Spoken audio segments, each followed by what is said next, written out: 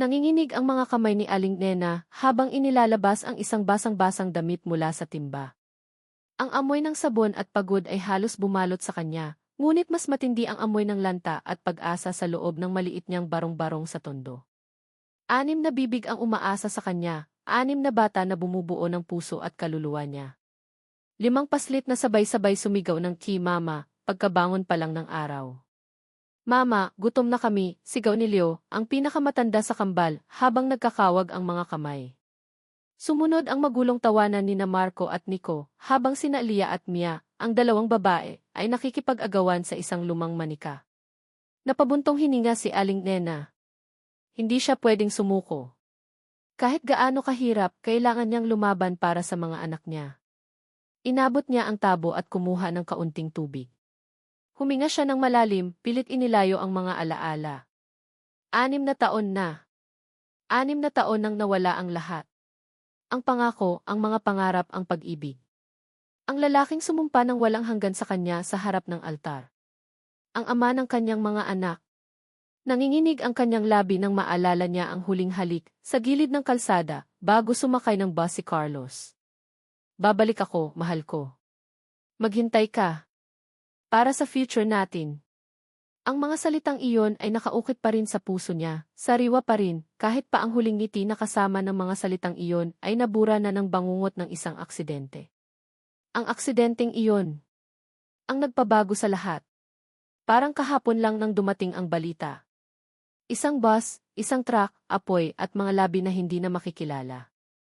Ang pangalan ni Carlos ay nasa listahan ng mga nawawala, pagkatapos ay sa listahan ng mga patay. Ang mundo ni Aling Nena ay gumuho sa isang iglap. Ang tanging natira ay ang 6 na buwang tiyan na may lamang 5 buhay na kumakapit. "Mama, kain na tayo," sigaw ulit ni Leo, humila sa lailayan ng duster niya. "Sandali lang, anak," mahinang sabi ni Aling Nena, pilit na ngumiti. Hindi sila pwedeng magutom. Kailangan niyang magtrabaho. Ang trabaho sa Sikya Group. Hindi niya alam kung anong nagtulak sa kanya na mag-apply doon, isang marangyang kumpanya na tila ibang-iba sa mundo niya. Siguro ay ang desperasyon, ang pag-asa sa mas malaking sweldo para sa mga anak. Inayos niya ang pinakamaganda niyang duster, kahit na luma na iyon at kupas. Sinuklay niya ang buhok, pilit na tinakpan ang mga dark circles sa ilalim ng mata niya. Lumabas siya, kasama ang 5 anak, patungo sa tindahan ni Aling Martha para magpautang ng bigas at kape. "Aling Nena, ang aga mo naman," bati ni Aling Martha, nasanay na sa gawin niya. "Opo, Aling Martha. May bagong trabaho po kasi ako. Sa Makati." "Kailangan maaga," sagot niya, habang ang mga mata niya ay tumitingin sa mga nakasabit na paninda. "Pautang po ulit ng bigas, Aling Martha. At kape, para mailakas po ako." Ngumiti si Aling Martha, puno ng pag-unawa. "Sige, Aling Nena. Alam kong kayang-kaya mo yan. Para sa mga anak mo." Napakasakit ng mga salitang iyon. Para sa mga anak ko. Para sa kanila. Para sa 5 batang ito na hindi man lang nakilala ang ama nila. Para sa kanila, kakayanin niya ang lahat. Sumakay si Aling Nena sa jeep, siksikan. Ang bawat stop ay nagdadagdag ng pasahero, nagdadala ng mas maraming init at ingay. Ang bayahe mula Tondo patungong Makati ay isang paglalakbay mula sa isang mundo patungo sa isa pa. Mula sa putik at alikabok, patungo sa salamin at bakal. Nakarating siya sa Sikya Tower, ang matayog na gusali na tila umabot sa ulap. Napatingala siya, hinahangaan ang pagiging engrande nito. Ang kanyang puso ay kumabog ng bahagya, hindi dahil sa takot, kundi sa isang pakiramdam na hindi niya maipaliwanag. Isang pag-asa, o marahil ay isang babala. Pumasok siya sa malawak at makintab na lobby. Ang hangin ay malamig, may amoy ng mamahaling pabango at bagong kape. Nagkalat ang mga taong nakasuot ng corporate attire, abala sa kani-kanilang telepono at papeles. Siya, isang tagalinis, ay pakiramdam niya ay isang anino lamang sa gitna ng mga ito. Habang naglalakad siya patungo sa security desk para kumuha ng bigla siyang napahinto. Sa isang sulok ng lobby, may isang malaking screen na nagpapalabas ng corporate video. Nakafocus ang kamera sa isang lalaki, nakangiti, puno ng kumpiyansa at kapangyarihan. Nakatext sa ilalim ng screen, "Name is Carlos Sikya, Sikya Group." Nanigas ang buong katawan ni Aling Nena. Bumalik ang huling halik, ang mga pangako, ang sakit ng bangungot.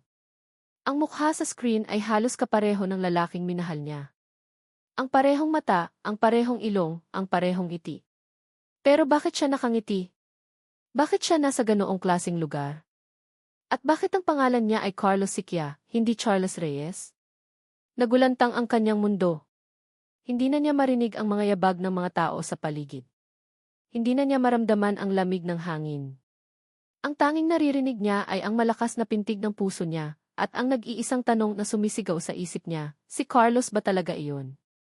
Buhay pa siya? At bakit wala siyang alam? Nakatayo si Aling Nena sa gitna ng lobby, parang estatwa. Ang mga salitang Carlos Siquia, Siki ay umalingganggaw sa isip niya, kasabay ng mga larawan ng kanyang Carlos, ang Carlos na nagtatrabaho sa construction, ang Carlos na nagbebenta ng isda sa palengke para lang may makain sila. Ang Carlos na nagmamaneho ng jeep para sa dagdag kita. Hindi ito ang Carlos niya. O ito ba? Ang kanyang mga mata ay nanatiling nakatitig sa screen, sa mukha ng lalaking iyon na halos kapareho ng mukha ng kanyang asawa. Ang kanyang puso ay parang pinipiga, halo-halong sakit, pagkalito, at isang matinding galit. Bakit? Bakit siya narito? Bakit siya buhay? At bakit hindi niya man lang siya hinanap? Biglang may narinig siyang boses. Sir Carlos, ang aga niyo po. Mabilis siyang nagtago sa likod ng isang malaking halaman. Nakita niya si Carlos, ang CE, na naglalakad patungo sa elevator, kasama ang isang magandang babae na may suot na mamahaling damit. Ang babae ay nakangiti at ang kanyang kamay ay bahagyang dumampi sa braso ni Carlos.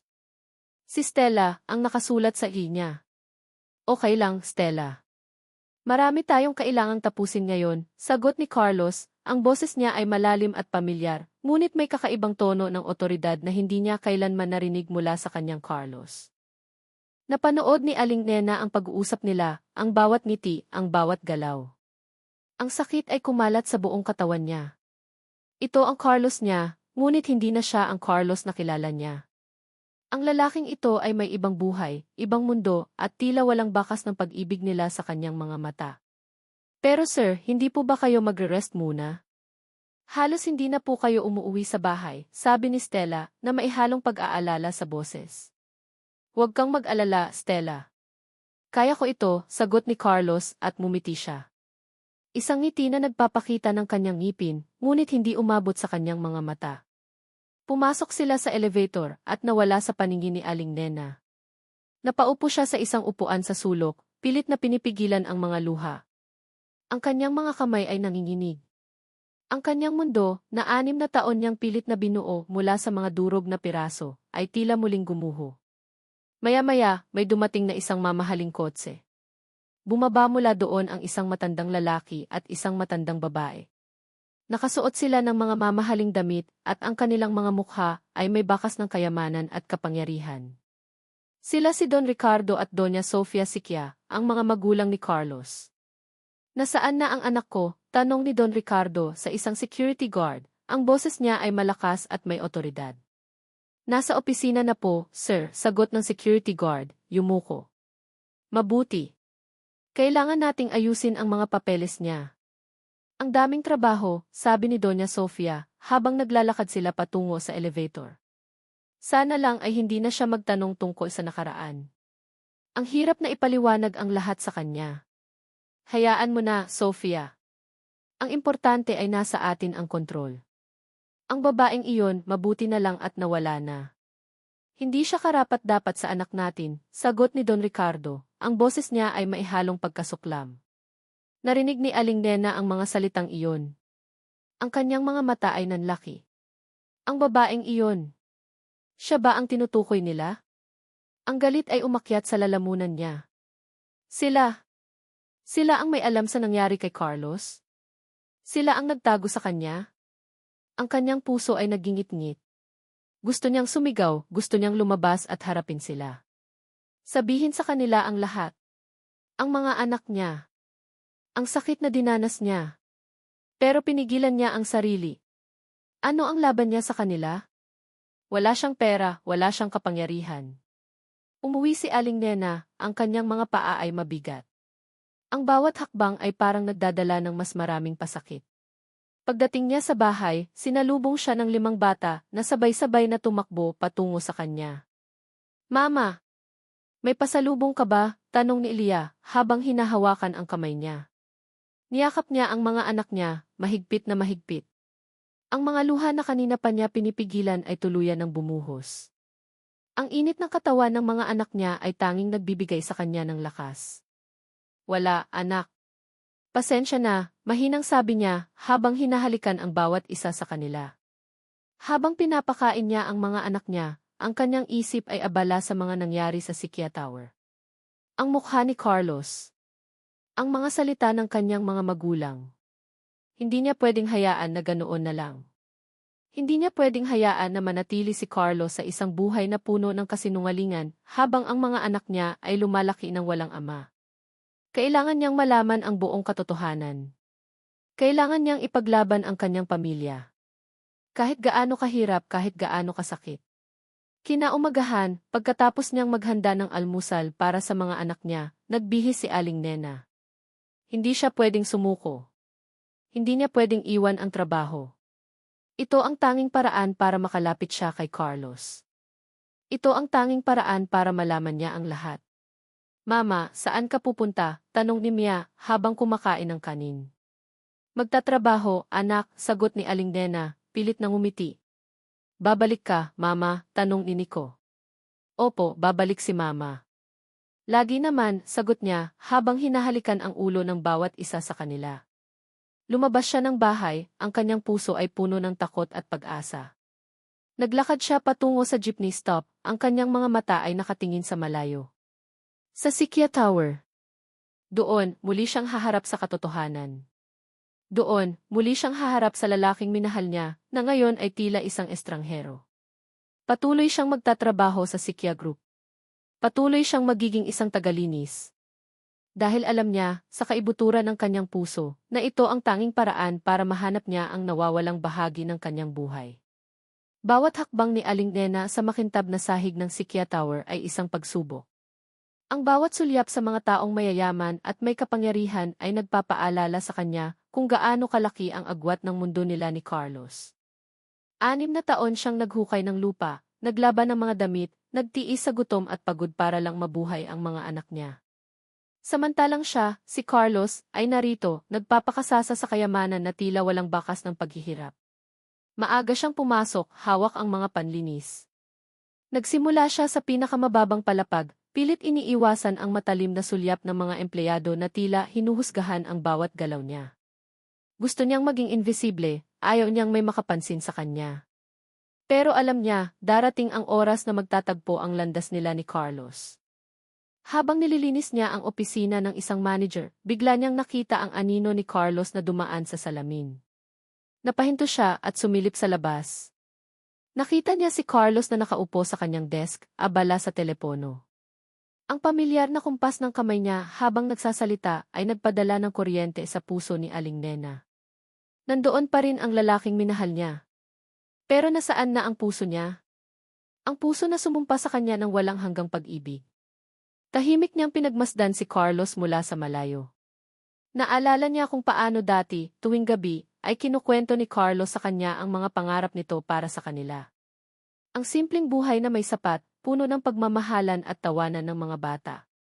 Ngayon, ang mga pangarap na iyon ay tila naging bangungot, isang masalimuot na kasinungalingan.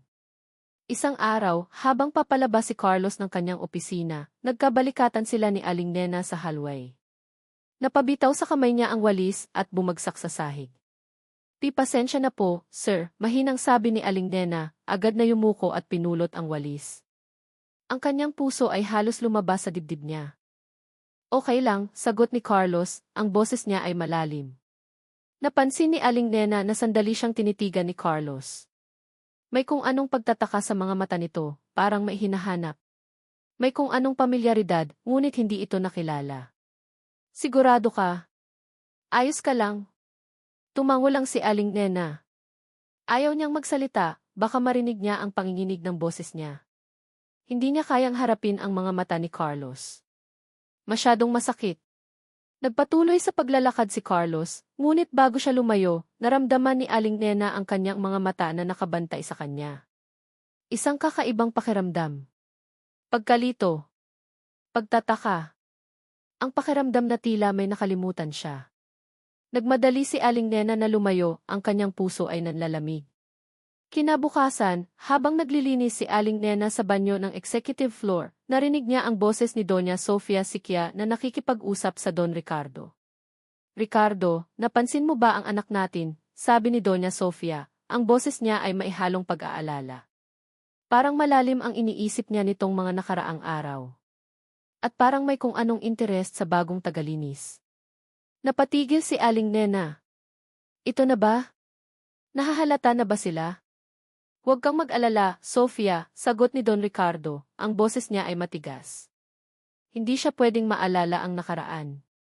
Hindi natin hahayaan na masira ang lahat ng binuo natin para sa kanya. Kailangan nating siguraduhin na walang makakapagpaalala sa kanya ng babaeng iyon. At lalong-lalo na, hindi natin siya hahayaan na bumalik sa buhay ng anak natin. Ang mga salitang iyon ay parang mga saksak sa puso ni Aling Nena. Ang galit ay kumulo sa loob niya. Sila ang may kagagawan. Sila ang nagtago kay Carlos. Sila ang nagpatay sa lahat ng alaala. Samantala, sa kanyang opisina, nakaupo si Carlos sa kanyang executive chair. Ang kanyang ulo ay mabigat. Mula nang magkabalikatan sila ng tagalinis na iyon, may kung anong kakaiba siyang nararamdaman. May mga larawan na nagpapalit-palit sa kanyang isip. Isang babae na nakangiti. Isang sing-sing. Isang aksidente. Nagulat siya nang makita ang sarili niyang nakatayo sa harap ng malaking bintana, nakatingin sa labas.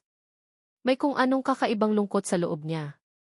Sa gabi, ang mga panaginip niya ay lalong lumilinaw. Hindi na lang basta-bastang mga larawan. Ngayon, may naririnig na siyang boses. Isang babae. Mga bata. Sumisigaw ng, "Si Papa." Naglakad siya patungo sa kanyang desk, kinuha ang kanyang phone. Kailangan niyang malaman kung ano ang nangyayari sa kanya. Kailangan niyang malaman kung sino ang babaeng iyon sa panaginip niya. Naisip niya si Stella, ang kanyang loyal na GVV. Siya ang pinakamalapit sa kanya, ang nakakaalam ng lahat ng tungkol sa kanya. Siya siguro ang makakatulong sa kanya. Kinuha niya ang telepono at dinyal ang numero ni Stella. Stella, pwede ka bang pumunta sa opisina ko? May gusto lang akong itanong. Habang naghihintay si Carlos, napansin niya ang isang piraso ng panyo sa sahig, sa tabi ng pintuan. Isang simpleng panyo na may bordang maliit na CE at TKK sa gilid. Yumuko siya para pulutin. Ang tela ay malambot at may amoy ito ng sariwang labada, na may bahagyang amoy ng matamis na bulaklak. Isang kakaibang init ang dumaloy sa kanyang mga daliri. Ang borda ay pamilyar. Ang amoy ay pamilyar. Nakita niya ang isang pares ng mata sa kanyang isip. Ang mga mata ng tagalinis. Siya ba ang may-ari nito? Nagulat si Carlos nang mag-ring ang telepono. Si Stella. Pero hindi niya sinagot. Ang kanyang mga mata ay nanatiling nakatitig sa panyo.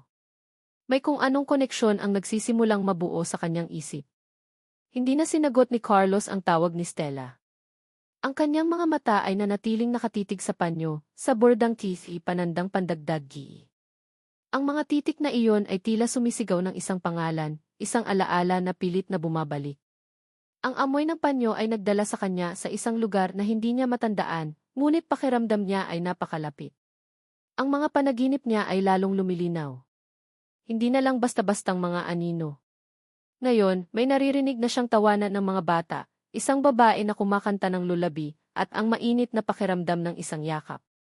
Ang lahat ng ito ay tila konektado sa tagalinis na iyon, si Aling Nena. Kinabukasan, pagpasok ni Stella sa opisina ni Carlos, nakita niya itong malalim ang iniisip. Ang panyo ay nakapatong pa rin sa desk.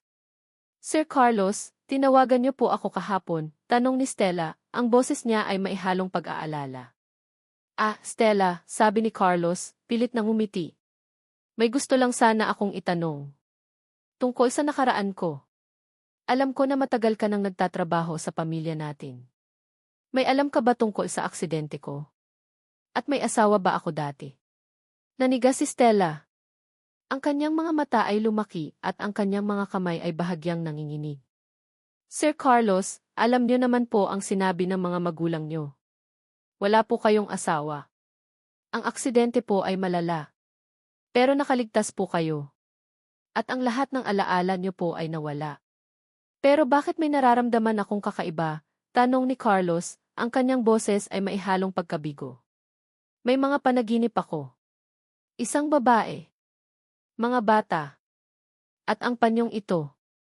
Itinuro niya ang panyo. Nakita ko ang tagalinis na iyon na may kaparehong panyo. Sino siya? Sir, hindi ko po alam, sabi ni Stella, pilit na pinapanatili ang kanyang composure. Ang kanyang puso ay kumabog ng malakas. Alam niya ang totoo. Alam niya ang lahat. Ngunit paano niya sasabihin? Si Don Ricardo ay nagbabanta. Marami lang po talagang naglilinis dito. Baka nagkataon lang. Nagkataon lang, tanong ni Carlos, ang kanyang mga mata ay nakatitig kay Stella. Hindi ako naniniwala sa nagkataon lang, Stella. May koneksyon ang lahat ng ito. At kailangan kong malaman ang totoo. Napabuntong hininga si Stella. Sir, baka po kailangan niyo lang magpahinga. Marami po kayong trabaho. Huwag niyo na pong isipin ang mga ganyang bagay. Salamat, Stella, sabi ni Carlos, ngunit ang kanyang mga mata ay nanatili sa panyo. Alam niya na may tinatago si Stella. At alam niya na may tinatago ang kanyang mga magulang. Pagkatapos ng araw, umuwi si Carlos sa malaking bahay ng Sikya. Ang bahay na ito ay malaki at marangya, ngunit pakiramdam niya ay napakalamig. Walang init. Walang pagmamahal. Nakita niya si Don Ricardo na nakaupo sa sala, nagbabasa ng dyaryo. Anak, bakit parang malalim ang iniisip mo? Tanong ni Don Ricardo, ibinaba ang dyaryo. Papa, may gusto lang sana akong itanong, sabi ni Carlos, pilit na pinapanatili ang kanyang boses na kalmado. Tungkol sa aksidente ko. May nakita akong mga lumang papeles sa archive ng kumpanya. May mga discrepancy sa report. At may nakita akong pangalan na hindi ko maintindihan. Nanigas si Don Ricardo. Anong pinagsasabi mo, Carlos? Ang aksidente mo ay isang trahedya. Walang dapat pagdudahan doon. At anong pangalan ang nakita mo? Audrey Reyes, sabi ni Carlos, tinitigan ang kanyang ama. Sino siya? Napangiti si Don Ricardo, isang ngiti na hindi umabot sa kanyang mga mata. Ah, si Audrey. Siya ang dating kasintahan mo, anak. Isang babaeng mapagsamantala. Iniwan ka niya matapos mong maaksidente. Akala niya ay wala ka ng silbi. Kaya huwag mo na siyang isipin. Hindi siya karapat-dapat sa iyo. Iniwan niya ako, tanong ni Carlos, ang kanyang puso ay kumabog ng malakas.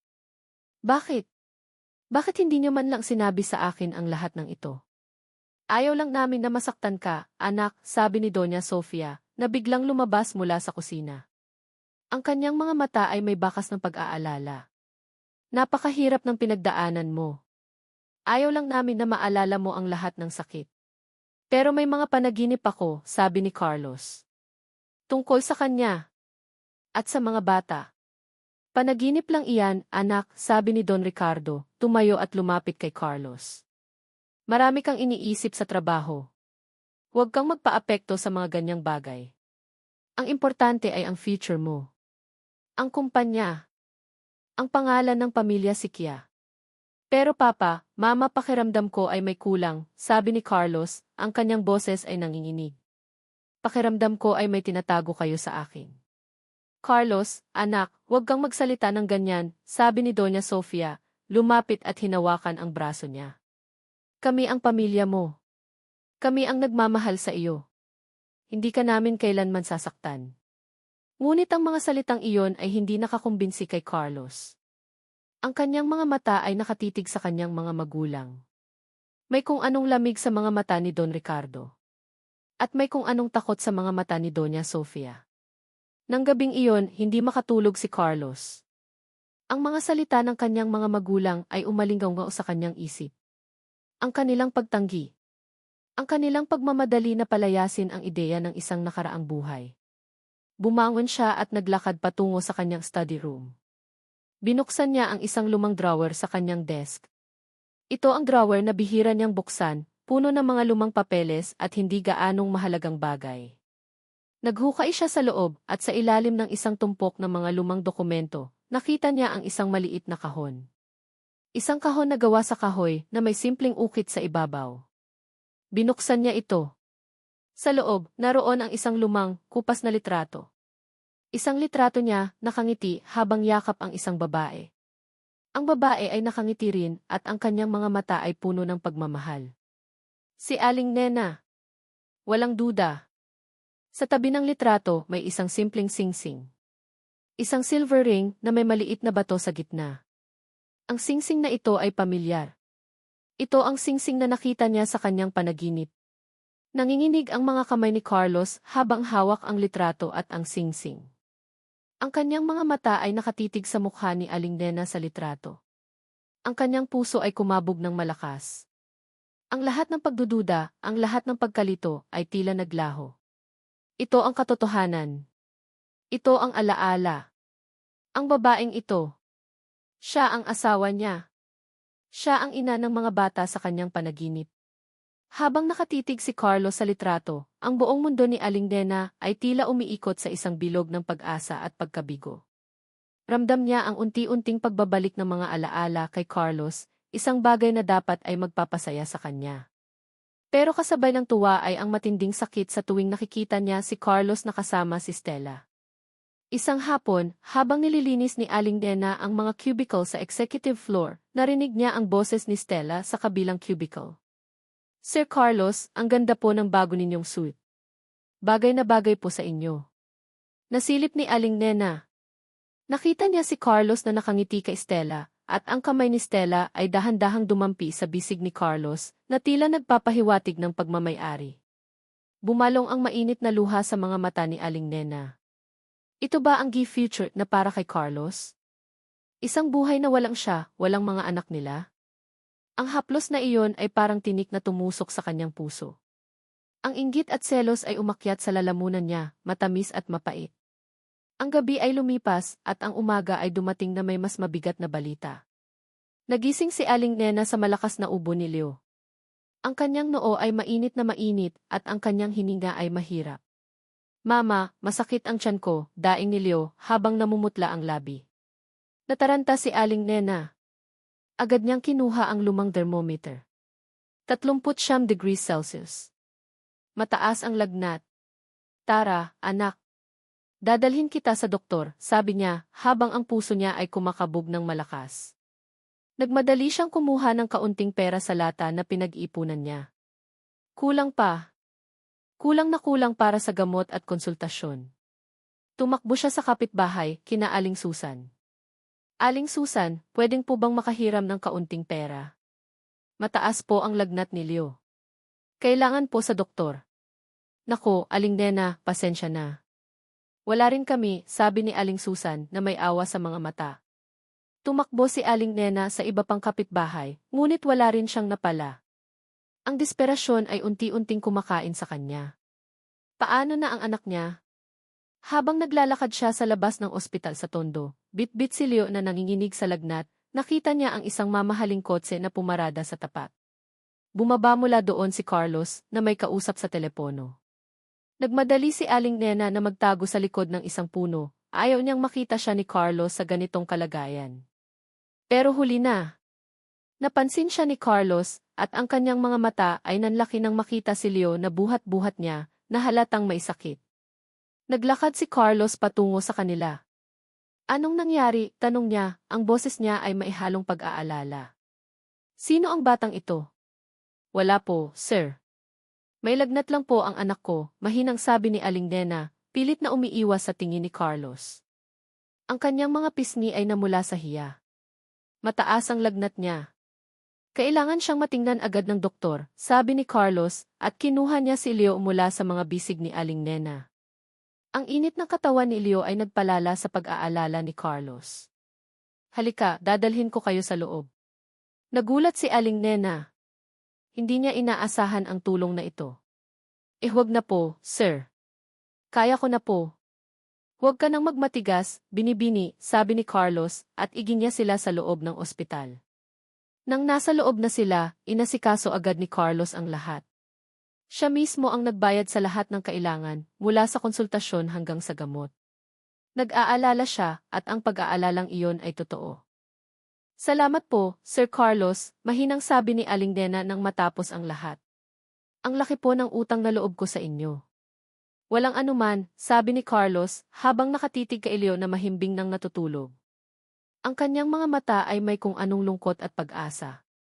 May pamilya ako dati na iniwan ako. Hindi ko gugustuhin na may ibang tao na maranasan ang ganoong klaseng sakit. Lalo na ang isang bata. Nag-iba ang pakiramdam ni Aling Nena. Ang sakit ay humalo sa pasasalamat. Ang lalaking ito, na akala niya ay nawala na, ay narito, tumutulong sa kanya at sa anak niya. Ngunit may bahagi pa rin sa kanya na ayaw maniwala. Kinabukasan, pumasok si Aling Nena sa trabaho, ang kanyang puso ay puno ng halo-halong emosyon. Hindi niya alam kung paano siya haharap kay Carlos pagkatapos ng nangyari kahapon. Habang nililinis niya ang opisina ni Carlos, napansin niyang hindi na nakapatong sa desk ang panyo na may bordang teeth, panandang pandagdag. Nawala na ito. Marahil ay itinapon na niya. Maya-maya, may narinig siyang kumatok sa pintuan ng opisina ni Carlos. Bumukas ito at si Carlos ang nakatayo doon. Aling Nena, sabi ni Carlos, ang kanyang boses ay kalmado ngunit may pagkadismaya. May nakita akong panyo sa sahig. May berda ito. Nagkataon lang ba na pareho kayo ng panyo ng isang kaibigan ko noon? Nagulat si Aling Nena.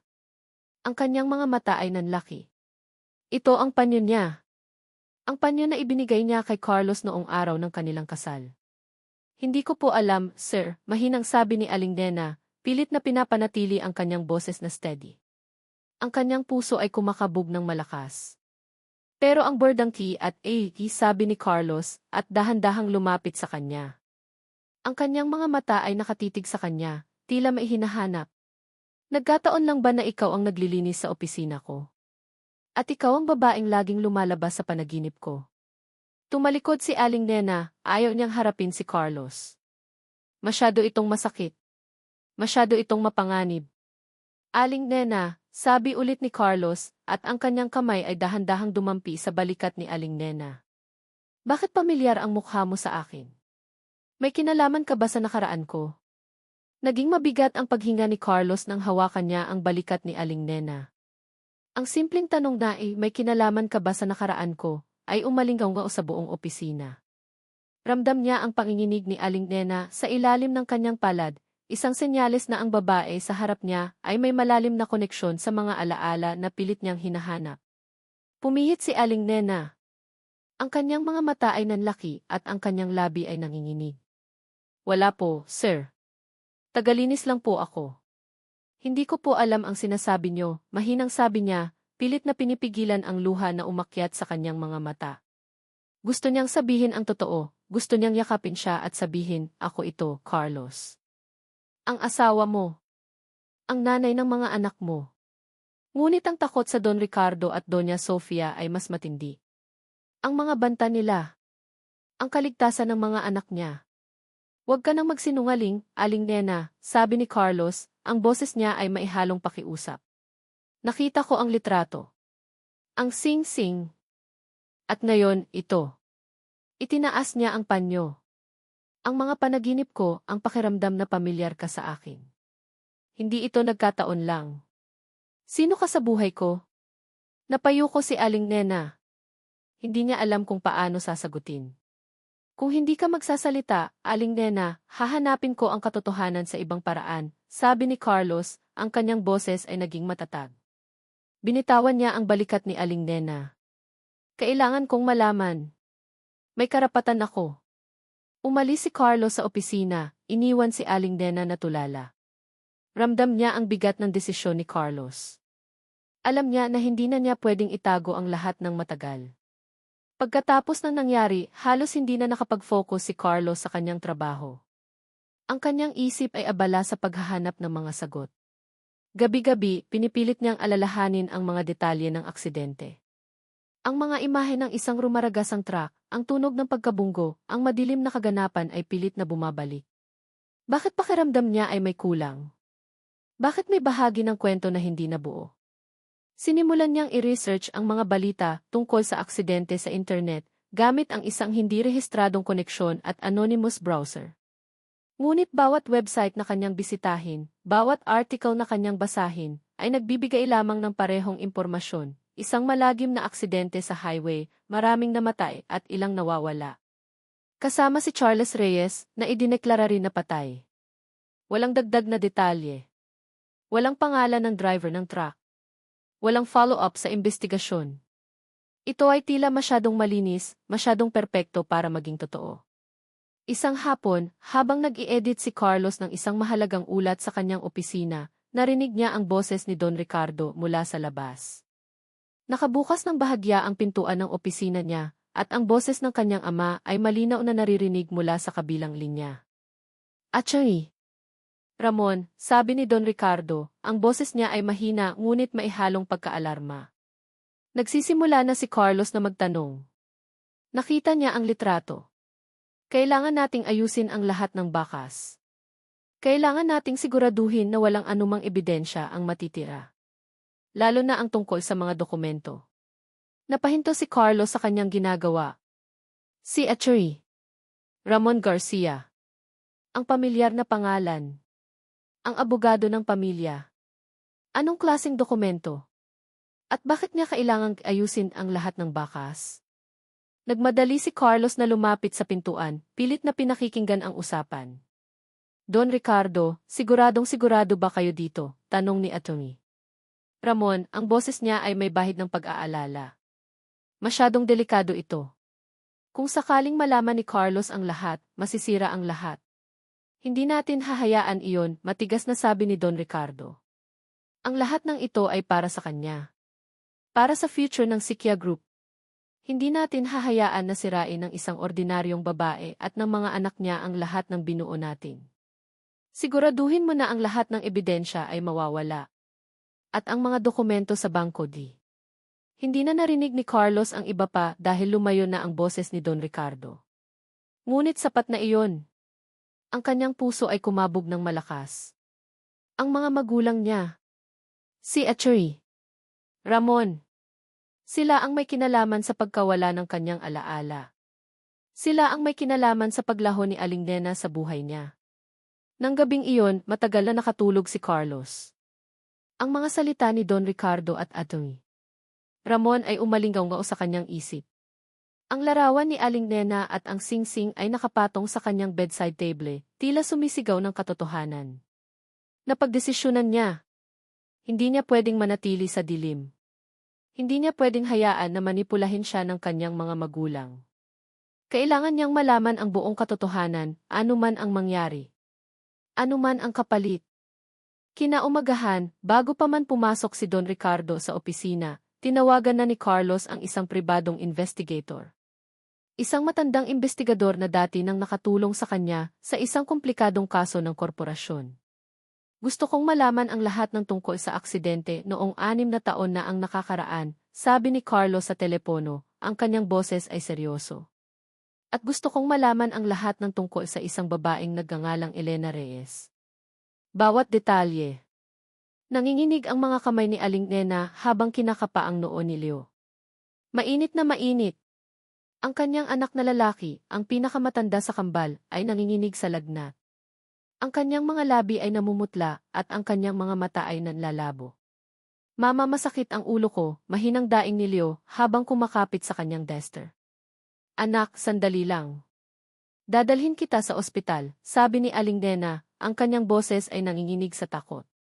Agad niyang kinuha ang kanyang lumang pitaka. Ang laman nito ay sapat lang para sa pamasahe. Walang-wala. "Nico, Marco, Lia, Mia, bantayan niyo ang kapatid niyo. Babalik ako agad," sabi niya sa iba pang kambal na nagulantang sa kalagayan ni Leo.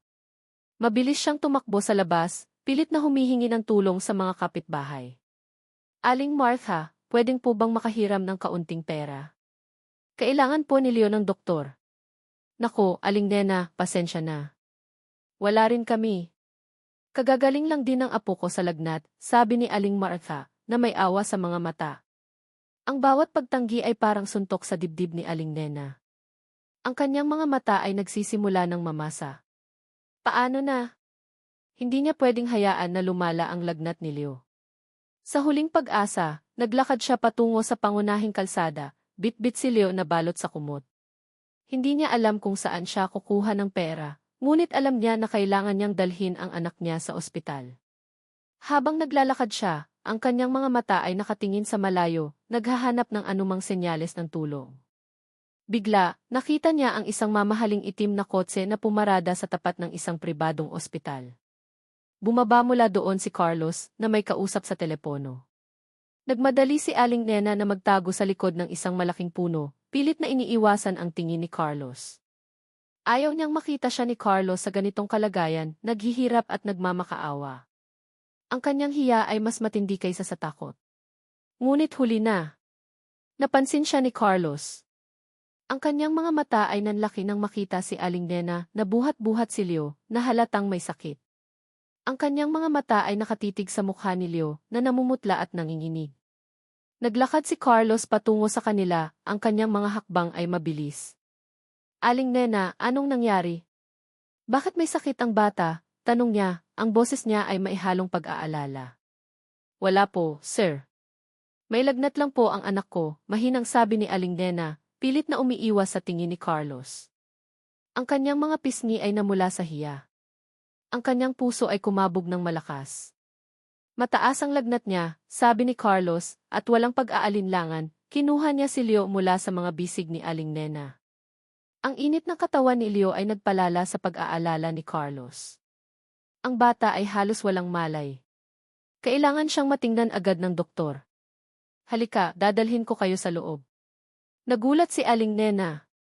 Hindi niya inaasahan ang tulong na ito. Huwag na po, sir. Kaya ko na po. Nakakahiya po. Huwag ka nang magmatigas, binibini, sabi ni Carlos, ang kanyang boses ay matatag. Buhay ng bata ang nakasalalay dito. At iginyan niya sila sa loob ng ospital. Sa loob ng ospital, inasikaso agad ni Carlos ang lahat. Siya mismo ang nagbayad sa lahat ng kailangan, mula sa konsultasyon hanggang sa gamot. Nag-aalala siya, at ang pag-aalalang iyon ay totoo. Habang naghihintay sila sa emergency room, dumating ang iba pang kambal, kasama si Aling Martha na naghatid sa kanila. Mama, sigaw ng mga bata at tumakbo sila patungo kay Aling Nena. Napansin ni Carlos ang 5 bata, ang kanyang mga mata ay nanlaki sa pagtataka. 5 bata. 5 kambal. Ang mga bata sa kanyang panaginip. Tito Carlos, sigaw ni Elia, at lumapit siya kay Carlos, hinawakan ang kamay niya. Salamat po sa pagtulong kay Kuya Leo. Nagulat si Carlos nang marinig ang tawag na Tito Carlos. Ang kanyang puso ay kumabog ng malakas. Ang mga bata ay nakatitig sa kanya ng may paghanga at pagmamahal. Isang pakiramdam ng init ang dumaloy sa kanyang katawan. Isang pakiramdam na hindi niya kailanman naramdaman sa piling ng kanyang mga magulang. Walang anuman, mga bata, sabi ni Carlos, pilit na ngumiti. Ang kanyang mga mata ay nanatili sa mga bata. Ang kanilang mga mukha ay pamilyar. Ang kanilang mga ngiti. Ang kanilang mga mata. Nang gabing iyon, matapos masiguro na maayos na ang kalagayan ni Leo, inihatid ni Carlos si Aling Nena at ang mga bata sa kanilang bahay sa Tondo. Nakita niya ang maliit na barong-barong, ang hirap ng buhay na pinagdadaanan ni Aling Nena. Salamat po ulit, Sir Carlos, mahinang sabi ni Aling Nena. Walang anuman, Aling Nena, sabi ni Carlos, ang kanyang mga mata ay nakatitig sa kanya. Bakit ka nag-iisa? Nasaan ang ama ng mga batang ito? Napayuko si Aling Nena. Wala na po siya, sir. Namatay na po siya sa isang aksidente, 6 na taon na po ang nakakaraan. Nanigas si Carlos. 6 na taon. Aksidente. Ang kanyang sariling aksidente. Ang kanyang sariling pagkawala ng alaala. Pagkatapos niyang ihatid sila, umuwi si Carlos sa kanyang malaking bahay. Ngunit ang kanyang isip ay abala sa mga nangyari. Ang mga bata. Ang kanilang mga mukha. Ang kanilang mga ngiti. Ang kanilang tawag na Papa sa kanyang panaginip. Umupo siya sa kanyang kama at pumikit. Ang mga larawan ay lalong lumilinaw. Ang mukha ni Aling Nena. Ang mga bata. Ang kanilang mga tawanan. Ang kanyang puso ay kumabog ng malakas. Papa ni. Isang bulong ang narinig niya sa kanyang isip. Isang boses ng bata. Ang kanyang mga anak. Hindi na makatulog si Carlos ng maayos. Ang mukha ni Aling Nena, ang mga ngiti ng 5 bata, at ang tawag na Papa, sa kanyang panaginip ay patuloy na umalingaw sa kanyang isip. May kung anong magnet na humihila sa kanya, patungo sa pamilyang iyon. Isang koneksyon na hindi niya maipaliwanag. Kinabukasan, maaga siyang pumasok sa opisina. Ngunit hindi siya nagtrabaho. Ang kanyang isip ay abala sa paghahanap ng paraan para makalapit kay Aling Nena. Naglakad siya patungo sa executive floor, kung saan madalas magtrabaho si Aling Nena. Nakita niya itong abala sa paglilinis ng mga bintana. Aling Nena, sabi ni Carlos, pilit na pinapanatili ang kanyang boses na kalmado. Kumusta ang anak mo? Ayos na ba si Leo? Napalingon si Aling Nena, nagulat sa presensya ni Carlos. Ayos na po, sir. Salamat po ulit sa tulong niyo. Malaki po ang naitulong niyo sa amin. Walang anuman, sabi ni Carlos, lumapit ng bahagya. Gusto ko lang siguraduhin na maayos kayo. Mahirap ang buhay sa Tondo, hindi ba? Napayo ko si Aling Nena. Opo, sir. Pero kailangan pong lumaban para sa mga anak. Ilang taon na ang mga kambal, tanong ni Carlos, ang kanyang mga mata ay nakatitig sa kanya. 6 na taon na po, sir, sagot ni Aling Nena, ang kanyang boses ay mahina. 6 na taon. Ang parehong taon nang mawala ang kanyang alaala. Ang parehong taon nang siya ay maaksidente. Ang koneksyon ay lalong lumilinaw. May asawa ka ba, Aling Nena? Tanong ni Carlos direkta. Nagulat si Aling Nena. Ang kanyang mga mata ay nanlaki. Wala na po, sir. Namatay na po siya sa isang aksidente. 6 na taon na po ang nakakaraan. Nanigas si Carlos. Ang kanyang puso ay kumabog ng malakas. Ang kanyang hinala ay lalong lumalakas. Pasensya na, Aling Nena, sabi ni Carlos, pilit na ngumiti. Marami lang akong iniisip. Kailangan ko lang siguraduhin na maayos ang lahat ng empleyado ko. Umalis si Carlos, iniwan si Aling Nena na tulala. Ramdam niya ang bigat ng tingin ni Carlos. Alam niya na hindi na siya pwedeng magtago. Kinabukasan, tinawagan ni Carlos ang pribadong investigator. May nahanap na ba kayo tungkol sa nakaraan ko? Tungkol sa isang Audrey Reyes? Sir Carlos, may nahanap po ako, sabi ng investigator sa kabilang linya. May isang bank account po kayo na nakapangalan sa inyo at sa isang Audrey Reyes. Nakasarado na po ito. At may mga lumang records po ng isang kasal, 6 na taon na ang nakakaraan, sa isang probinsya. Ang pangalan ng lalaki ay Charles Reyes at ang babae ay Elena Reyes. Nanigas si Carlos. Charles Reyes. Ang pangalan na ginamit niya dati. Elena Reyes. Aling Nena. Ang lahat ay nagiging malinaw. Sino ang nagpasara ng account? Tanong ni Carlos, ang kanyang boses ay maihalong galit. Ang mga magulang niyo po, sir. May power of attorney po sila, sagot ng investigator. Ang galit ay kumulo sa loob ni Carlos. Ang kanyang mga magulang. Sila ang nagtago sa kanya ng katotohanan. Nang gabing iyon, hindi na nakatulog si Carlos sa kanyang malaking kwarto. Ang kanyang isip ay abala sa mga nalaman niya. Ang kanyang mga magulang. Ang kanilang kasinungalingan. Nagpasya siyang pumunta sa Tondo. Kailangan niyang makita ang buhay ni Aling Nena. Kailangan niyang malaman kung gaano kahirap ang pinagdaanan niya. Nakarating siya sa Tondo. Ang mga kalye ay makipot at madilim. Ang mga bahay ay dikit-dikit, gawa sa mga lumang kahoy at yero. Ang amoy ng basura at paghihirap ay bumalot sa kanya. Nakita niya ang barong-barong ni Aling Nena. Ang ilaw sa loob ay mahina, ngunit naririnig niya ang tawanan ng mga bata. Nakita niya si Aling Nena na nagluluto sa isang maliit na kalan, habang ang 5 bata ay naglalaro sa sahig. Ang kanyang puso ay kumabog ng malakas. Ang babaeng ito. Ang kanyang asawa. Ang ina ng kanyang mga anak. Nagtiis siya sa lahat ng hirap na ito, mag-isa, habang siya ay nagpapakasasa sa kayamanan na hindi niya matandaan. Nakita niya si Aling Nena na ngumiti sa mga anak niya, isang ngiti na puno ng pagmamahal at pag-asa, sa kabila ng lahat ng paghihirap. Ang kanyang mga mata ay napuno ng luha. Ang kanyang puso ay nanlumo.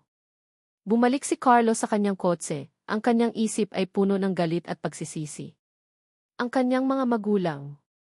Ang kanilang kasinungalingan. Ang kanilang pagtataksil. Habang nagmamaneho siya pabalik sa Makati, nakita niya ang isang maliit na tindahan sa gilid ng kalsada. May nakasabit doon na mga keychains. Napansin niya ang isang lumang keychain na may hugis ng 2 puso na magkasama at may bordang teeth ipanandang pandagdag gi. Nanigas si Carlos. Ang kanyang mga mata ay nanlaki. Ito ang keychain na ibinigay niya kay Aling Nena noong araw ng kanilang kasal. Ang keychain na sinabi niya na isimbolo ng pag-ibig nating walang hanggan. Bumaba siya sa kotse at binili ang keychain. Hawak niya ito sa kanyang kamay, ang kanyang puso ay kumabog ng malakas. Ang lahat ng alaala ay tila bumabalik. Ang kanyang kasal. Ang kanyang asawa. Ang kanyang mga anak. Kinabukasan, maaga pa lang ay nasa opisina na si Carlos. Hindi siya nakatulog ng maayos. Ang keychain na may bordang teeth panandang pandagdag GE ay mahigpit na nakahawak sa kanyang palad. Ito ang patunay. Ito ang susi sa lahat ng nawawalang piraso ng kanyang buhay. Ang galit ay kumulo sa loob niya, galit sa kanyang mga magulang, galit sa kanilang kasinungalingan, at galit sa kanyang sarili dahil sa hindi niya pagkakakilala sa sarili niyang pamilya. Walang pag-aalinlangan, dinyal niya ang extension ng cleaning services. Pakisabi kay Aling Nena na pumunta sa opisina ko. Ngayon na. Ang kanyang boses ay matigas, puno ng otoridad na hindi maikukubli. Ilang minuto lang, kumatok si Aling Nena sa kanyang pintuan. Ang kanyang mukha ay nagtataka at may bahid ng takot sa kanyang mga mata. Pinapatawag niyo po daw ako, sir. Tumayo si Carlos mula sa kanyang desk. Ang kanyang mga mata ay nakatitig ng diretsyo kay Aling Nena. Unti-unti, itinaas niya ang kamay niya at inilatag sa kanyang desk ang keychain. Ang 2 pusong magkasama, ang bordang teeth panandang pandagdag GE ay malinaw na nakikita. Nanigas si Aling Nena. Ang kanyang mga mata ay nanlaki at ang kanyang hininga ay huminto. Ang keychain. Ang tanging alaala ng kanilang pag-ibig na akala niya ay nawala na. Ito ba ay sa iyo, Aling Nena? Tanong ni Carlos. Ang boses niya ay mahina ngunit may matinding emosyon. Bakit nasa iyo ito? Nanginginig ang mga labi ni Aling Nena. Hindi siya makapagsalita. Ang mga alaala ng araw ng kanilang kasal ay biglang bumalik. Ang kanilang simpleng seremonya sa probinsya. Ang mga pangako nila sa isa't isa.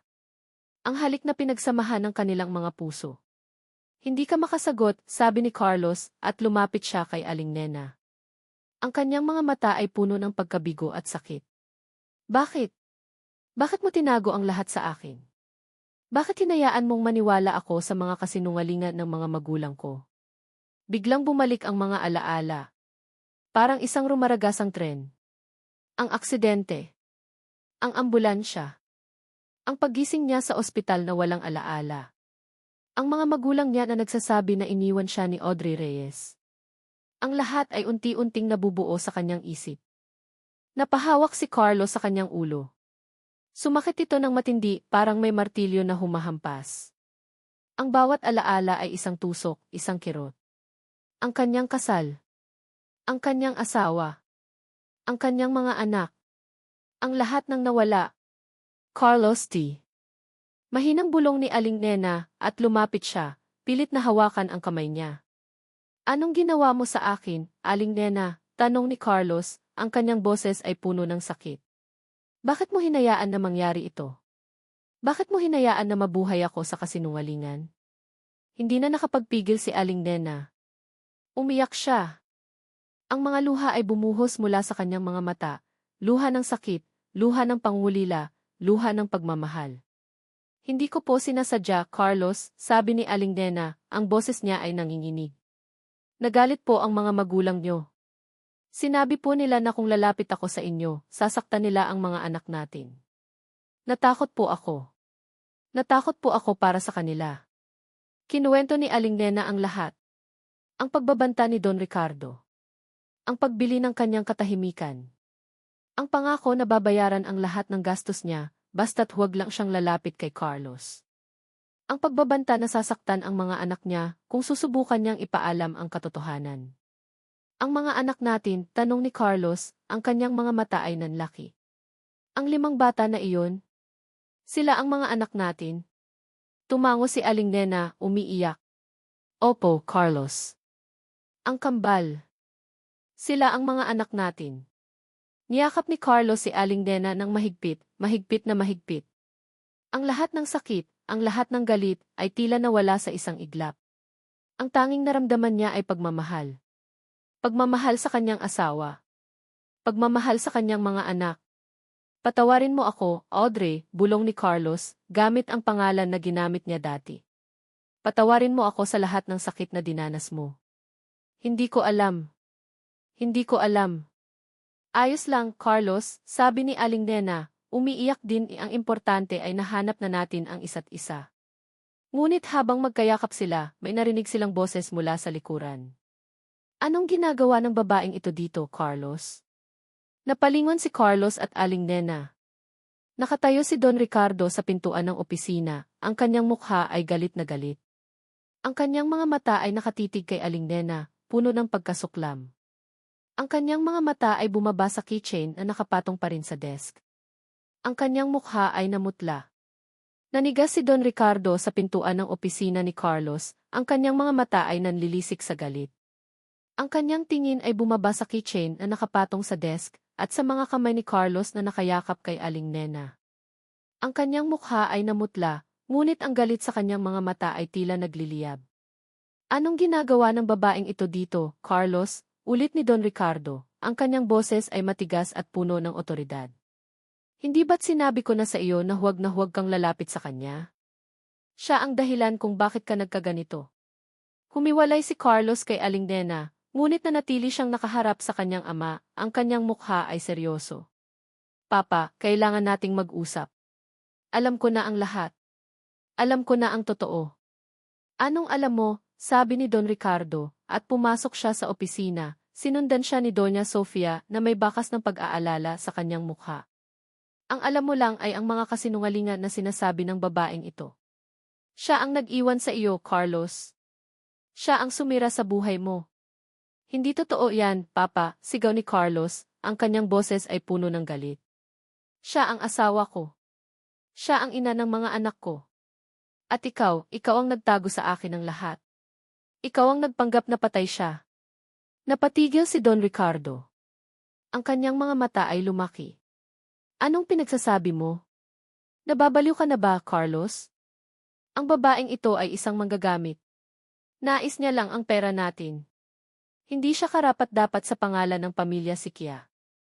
Huwag mong sabihan ng ganyan ang asawa ko, sabi ni Carlos, at humarap siya kay Aling Nena, hinawakan ang kamay nito. Hindi siya ganyan, Papa. Siya ang babaeng minahal ko. Siya ang nagbigay sa akin ng mga anak. Mga anak, sabi ni Doña Sofia, ang kanyang boses ay nanginginig. Carlos, anak, huwag kang maniwala sa kanya. Wala kang anak sa kanya. Ang lahat ng ito ay gawa-gawa lang niya para makuha ang pera mo. Hindi, sigaw ni Aling Nena, ang kanyang mga mata ay puno ng luha.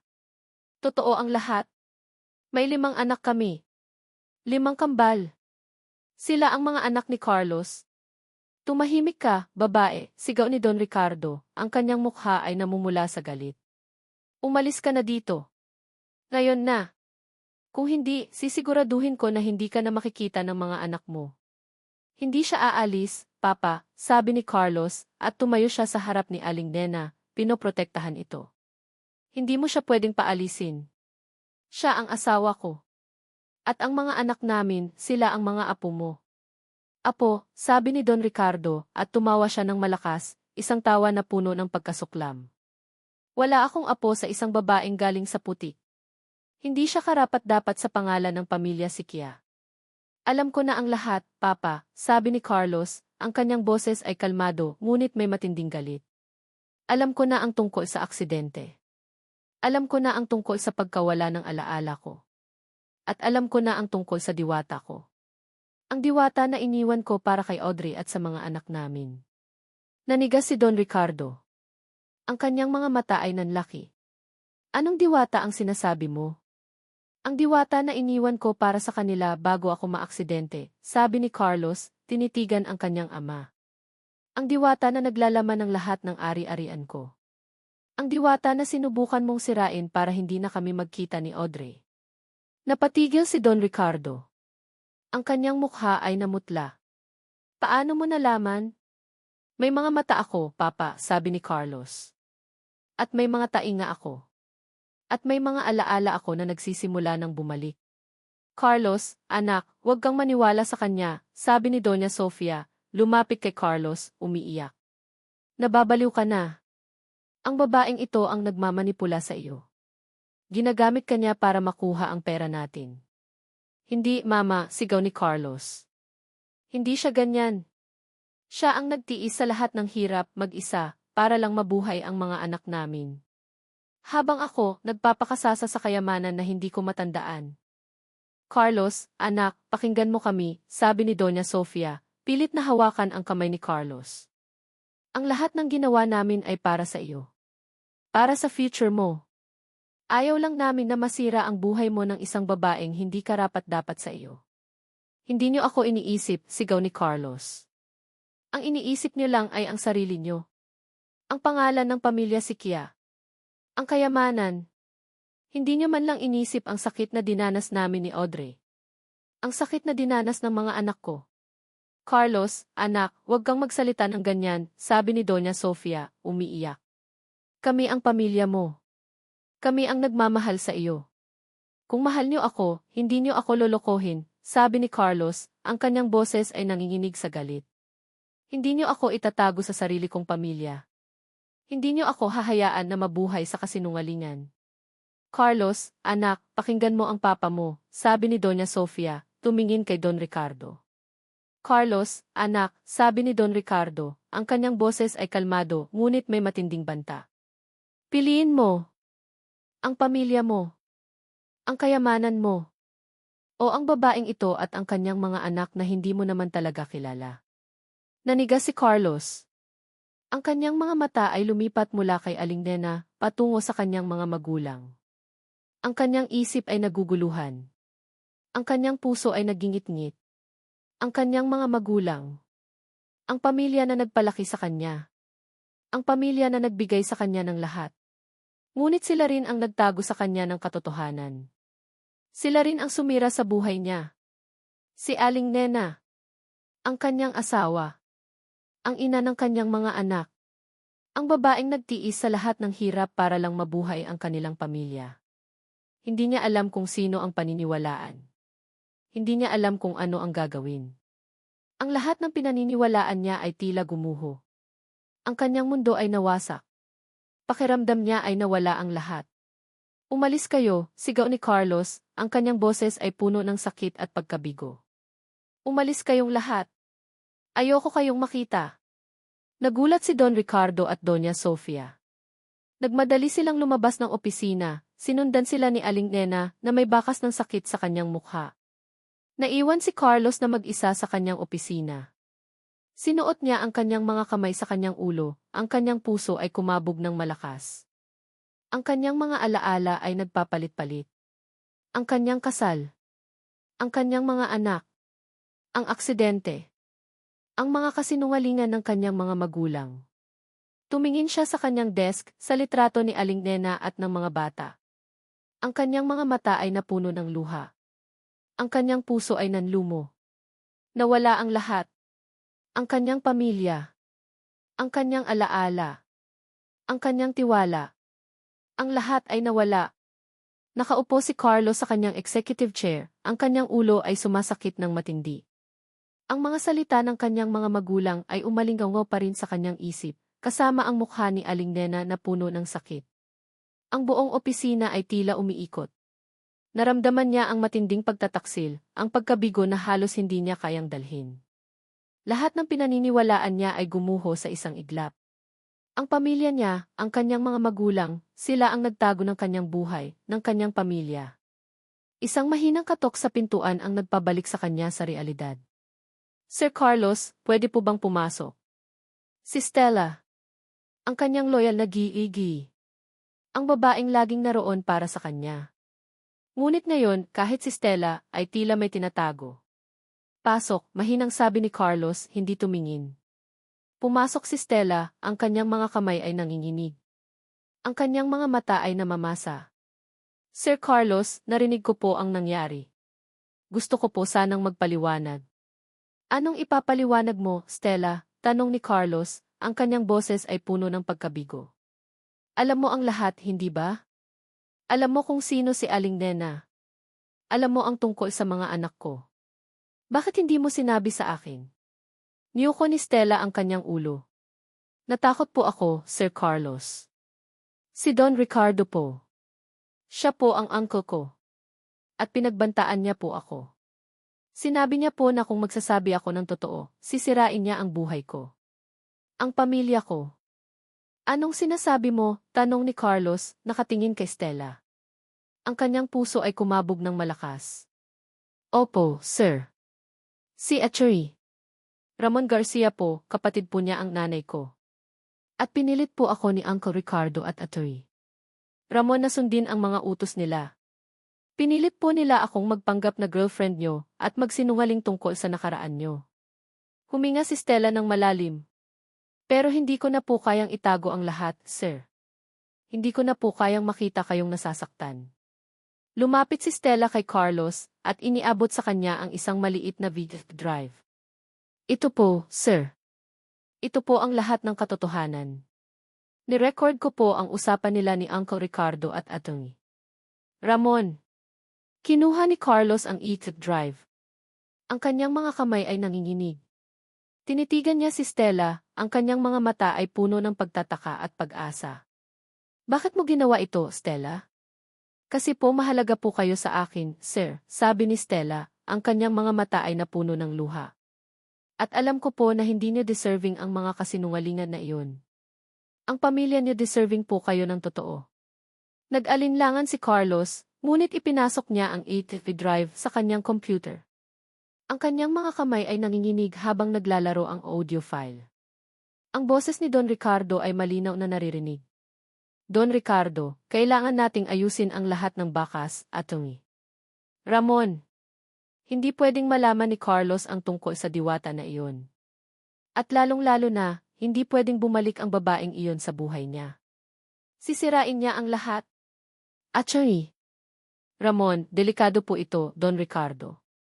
Kung sakaling malaman ni Carlos ang lahat, masisira ang lahat ng itinayo natin. Ang kumpanya. Ang pangalan ng pamilya Siquia. Don Ricardo, hindi natin hahayaan iyon. Ang lahat ng ito ay para sa kanya. Para sa future ng Siquia Group.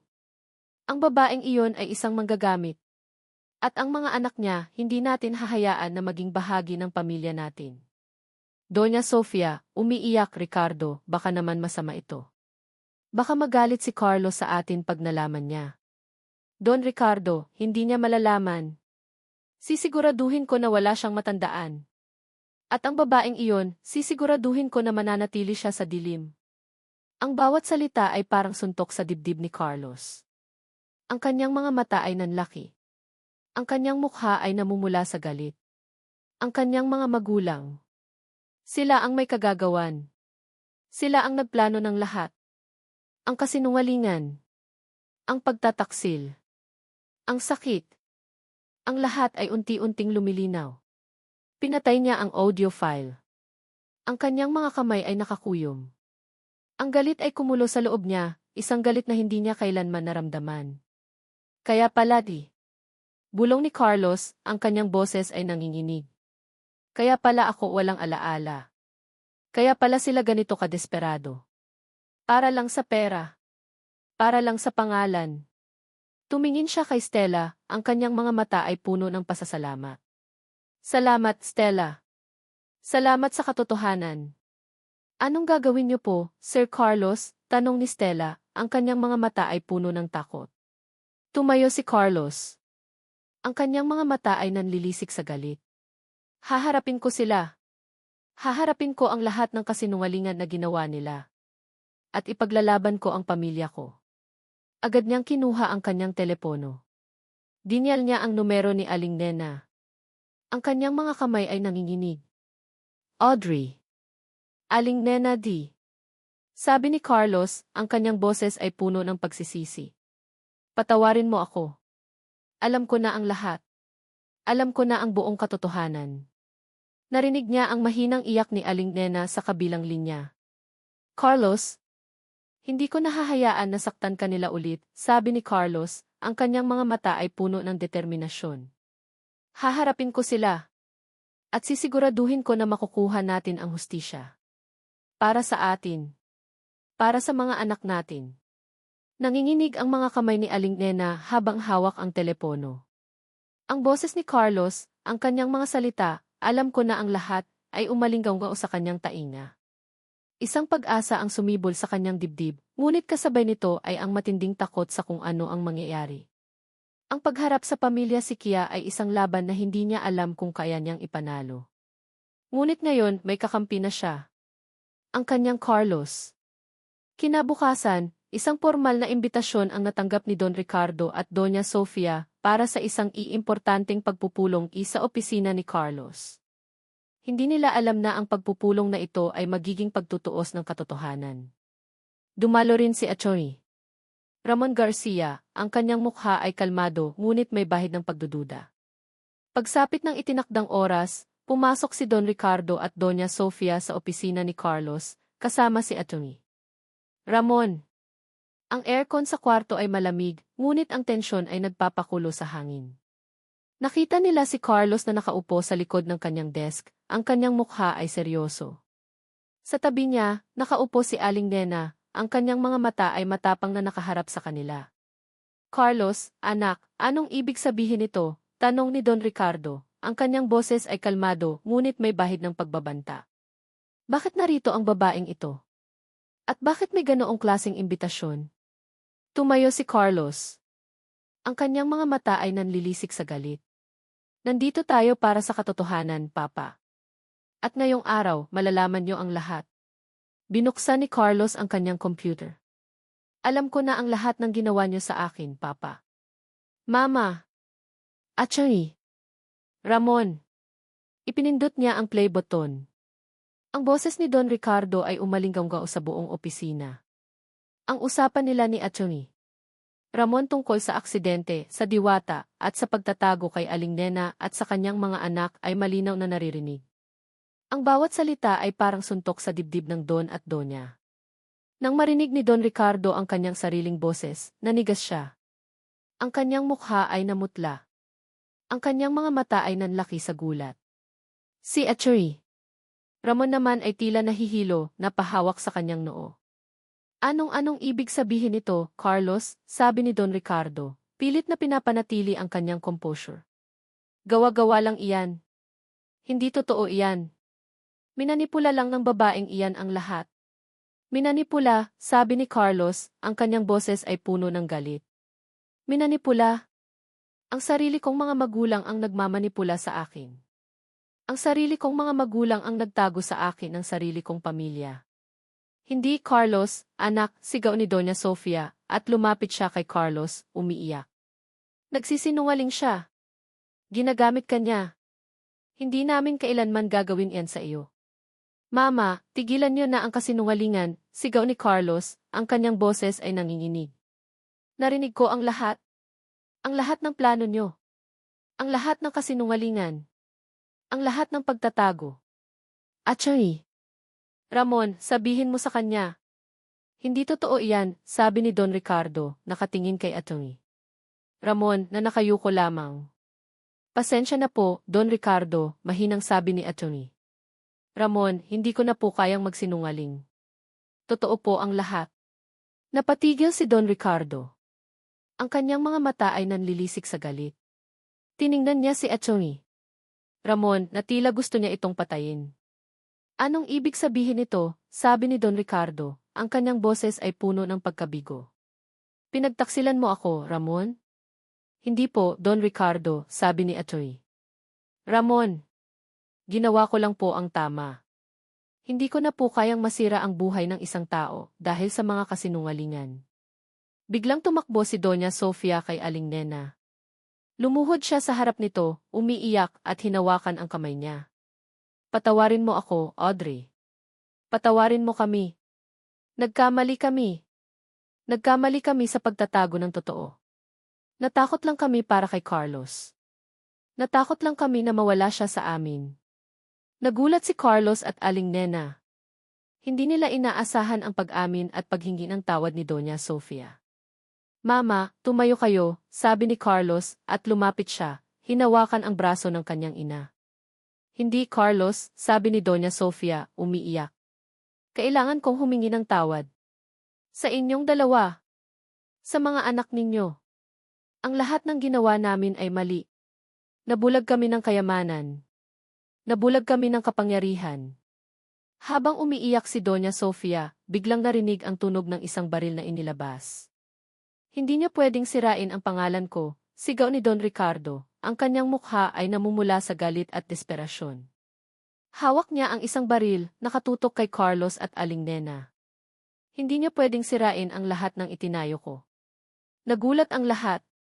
Ang boses ni Don Ricardo ay nanginginig. Ang kanyang mga mata ay puno ng galit at takot. Ang sitwasyon ay naging mas delikado. Nanginginig ang kamay ni Don Ricardo habang nakatutok ang baril kay Carlos at Aling Nena. Ang kanyang mga mata ay nanlilisik sa galit, ang kanyang mukha ay namumula sa desperasyon. Hindi niya pwedeng sirain ang pangalan ko, sigaw niya, ang kanyang boses ay nanginginig. Hindi niya pwedeng sirain ang lahat ng itinayo ko. Isang matinding takot ang bumalot kay Aling Nena. Niyakap niya si Carlos ng mahigpit, pilit na pinoprotektahan ito mula sa kanyang sariling ama. Ang kanyang puso ay kumabog ng malakas, handang harapin ang anumang mangyari. Papa, ibaba niyo ang baril, sabi ni Carlos, ang kanyang boses ay kalmado ngunit matatag. Hindi niyo ito kailangang gawin. Hindi ito ang solusyon. Anong hindi solusyon? Sigaw ni Don Ricardo. Ang solusyon ay ang mawala kayong dalawa. Ang mawala ang lahat ng ebidensya. Para manatili ang pangalan ng Sikia. Hindi niyo po kami pwedeng patayin, Don Ricardo, sabi ni Aling Nena, ang kanyang boses ay nanginginig ngunit mailakas. Ang mga kasinungalingan niyo po ay nabunyag na. Ang lahat ng ginawa niyo po ay lalabas sa publiko. Hindi niyo po ito matatakasan. Tumahimik ka, babae, sigaw ni Don Ricardo, at bahagyan niyang itinutok ang baril kay Aling Nena. Papa, huwag, sigaw ni Carlos, at humarap siya sa kanyang ama. Kung may balak kayong saktan ang sinuman dito, ako muna ang uunahin niyo. Nagsimulang umiyak si Doña Sofia. Ricardo, tama na. Huwag mo nang gawin ito. Masisira ang lahat. Masisira ang pamilya natin. Manahimik ka, Sofia, sigaw ni Don Ricardo. Papa, pakinggan niyo ako, sabi ni Carlos, ang kanyang boses ay puno ng pakiusap. Hindi niyo kailangang gawin ito. May pagkakataon pa kayong ayusin ang lahat. Sumuko na lang kayo. Harapin niyo ang mga kasalanan niyo. Hindi ako susuko, sigaw ni Don Ricardo. Hindi ako susuko sa isang babaeng galing sa putik. At sa isang anak na walang utang na loob. Biglang may narinig silang sirena ng pulis mula sa labas. Nanlaki ang mga mata ni Don Ricardo. May tumawag ng pulis, bulong ni Atty. Ramon, ang kanyang mukha ay namutla. Hindi, sigaw ni Don Ricardo at pilit niyang itinutok ang baril kay Carlos. Ngunit bago pa man niya magawa, mabilis na kumilos si Carlos. Sa isang iglap, sinunggaban niya ang kamay ni Don Ricardo, pilit na inaagaw ang baril. Nagkaroon ng matinding gyera. Ang baril ay pumutok, ngunit tumama ito sa dingding. Sa gitna ng kaguluhan, bumukas ang pintuan ng opisina. Pumasok ang mga pulis, kasama ang isang opisyal na may hawak na warrant of arrest. Don Ricardo Siquia, inaresto ka namin sa kasong attempted murder at obstruction of justice, sabi ng opisyal. Nanigas si Don Ricardo. Ang kanyang mga mata ay nanlilisik sa galit at pagkabigo. Pilit siyang lumaban, ngunit mabilis siyang napigilan ng mga pulis. Kinapapan siya at inagaw ang baril sa kanyang kamay. Hindi ko kayo hahayaan. Hindi ko kayo hahayaan, sigaw ni Don Ricardo habang kinakalagkat siya palabas ng opisina. Naiwan si Doña Sofia na nakaupo sa sahig, umiiyak ng malakas. Ang kanyang mukha ay puno ng pagsisisi at sakit. Lumapit si Carlos sa kanyang ina. Mama, mahinang sabi niya at inalalayan niya itong tumayo. Carlos, anak, sabi ni Doña Sofia, umiiyak. Patawarin mo ako. Patawarin mo kami. Nagkamali kami. Nagkamali kami ng sobra. Alam ko po, Mama, sabi ni Carlos at niyakap niya ang kanyang ina. Pero kailangan niyo pong harapin ang mga kasalanan niyo. Kailangan niyo pong magbago. Bumaling si Doña Sofia kay Aling Nena. Lumuhod ulit siya sa harap nito, umiiyak. Audrey, patawarin mo ako. Patawarin mo ako sa lahat ng sakit na dinanas mo. Patawarin mo ako sa pagtatago namin ng totoo. Patawarin mo ako sa pagpapahirap sa iyo at sa mga anak mo. Niyakap ni Aling Nena si Doña Sofia. Ayos lang po, Mama Sofia. Ang importante po ay nag-amin na po kayo. At handa po kayong magbago. Pagkatapos ng lahat ng kaguluhan, umuwi si Carlos at Aling Nena sa bahay ni Aling Nena sa Tondo. Ang kanilang mga puso ay puno ng pagod, ngunit mayroon ding kapayapaan. Pagpasok nila sa maliit na barong-barong, sinalubong sila ng 5 bata na sabay-sabay na tumakbo patungo sa kanila. Mama! Papa, sigaw ng mga bata at lumapit sila kay Carlos, niyakap siya ng mahigpit. Nanlaki ang mga mata ni Carlos. Papa! Ang salitang iyon ay tila musika sa kanyang mga tainga. Ang kanyang mga alaala ay kumpleto na. Ang kanyang pamilya ay buo na. Niyakap niya ang 5 bata ng mahigpit, ang kanyang mga mata ay napuno ng luha ng kagalakan. Mga anak ko, bulong niya, habang hinahalikan ang bawat isa sa kanila. Niyakap ni Aling Nena si Carlos at ang mga bata. Ang kanyang puso ay puno ng kaligayahan. Ang kanyang pamilya ay buo na.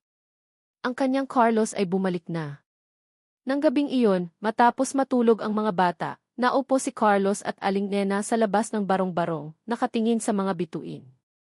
Ang hangin ay malamig, ngunit ang kanilang mga puso ay puno ng init. Naghawak sila ng kamay. Ang kanilang mga mata ay nagtagpo.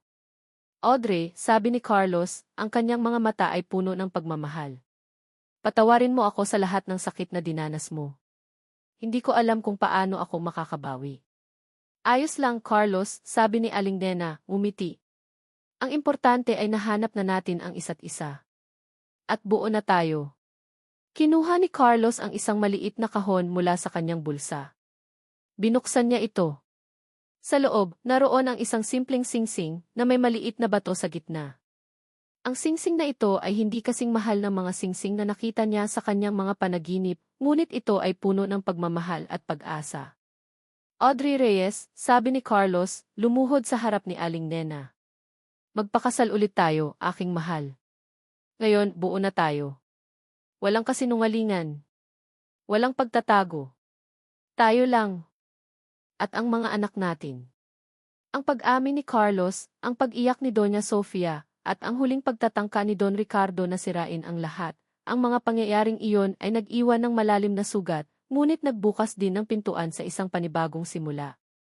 Para kay Aling Nena at Carlos, ang paghahanap sa isa't isa ay simula pa lang ng kanilang paglalakbay.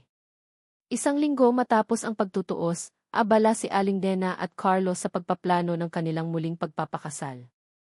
Hindi na ito ang ingranding kasal na pinangarap ni Carlos dati, ngunit mas makabuluhan ito. Isang maliit at simpleng seremonya sa isang kapilya sa Tondo, kasama ang kanilang 5 anak bilang abay. Mama, anong kulay ng damit ko? Tanong ni Elia, habang nakatayo sa harap ni Aling Nena, ang kanyang mga mata ay nagniningning sa tuwa. Kahit anong gusto mo, anak, sabi ni Aling Nena, umiti. Ang kanyang puso ay puno ng kaligayahan. Ang mga anak niya, na dati ay walang alam sa kanilang ama, ay ngayon ay mayroong Carlos na nagmamahal sa kanila ng buong puso. Papa, maganda ba ako dito? Tanong ni Mia, habang nagpapalitan sila ng tingin ni Carlos. Napakaganda mo, anak, sabi ni Carlos, at niyakap niya ang 2 babae. Ang kanyang mga mata ay puno ng pagmamahal. Ang kanyang buhay ay tila nagkaroon ng kahulugan. Sa opisina ng Sikia Group, nagpulong si Carlos sa kanyang board of directors. Ang kanyang desisyon ay matatag. Napakabigat po ng desisyon niyo, Sir Carlos, sabi ng isa sa mga direktor. Ang Sikia Group ay nangangailangan ng inyong pamumuno. Alam ko po, sabi ni Carlos, ang kanyang boses ay kalmado. Ngunit ang aking pamilya ang nangangailangan sa akin ngayon. Ang aking asawa, ang aking mga anak. Sila ang aking prioridad. Inanunsyo ni Carlos ang kanyang pagbibitiw bilang CEO at ipinasa ang pamamahala ng kumpanya kay Enrique de la Cruz, isang matagal ng pinagkakatiwalaang direktor na may malawak na karanasan. Ang kanyang desisyon ay ikinagulat ng marami, ngunit iginalang din. Ang mahalaga po ay ang kapayapaan ng isip, sabi ni Carlos. Ang pamilya ko ang aking yaman. At ngayon, uunahin ko sila. Isang hapon, habang naglilinis si Aling Dena ng kanilang maliit na bahay, may kumatok sa pintuan. Pagbukas niya, nakita niya si Doña Sofia, na may dalang mga grocery bags at isang malaking laruan para sa mga bata. Audrey, sabi ni Doña Sofia, ang kanyang boses ay mahina at may bakas ng pag-asa. Pwedeng po ba akong tumulong? Nagulat si Aling Nena. Ito ang unang pagkakataon na bumisita si Doña Sofia sa kanilang bahay sa Tondo. Pasok po, Mama Sofia, sabi ni Aling Nena, umiti. Pumasok si Doña Sofia at agad siyang sinalubong ng 5 bata. Lola, sigaw ng mga bata at niyakap nila ang kanilang lola. Niyakap ni Doña Sofia ang mga bata, ang kanyang mga mata ay napuno ng luha. Patawarin niyo ako, mga apo. Patawarin niyo ako sa lahat ng kasalanan ko. Nagsimulang tumulong si Doña Sofia sa pagluluto at paglilinis. Hindi na siya ang dating Doña Sofia na mayabang at mapagmataas. Ngayon, siya ay isang lola na nagsisikap na makabawi sa kanyang mga apo.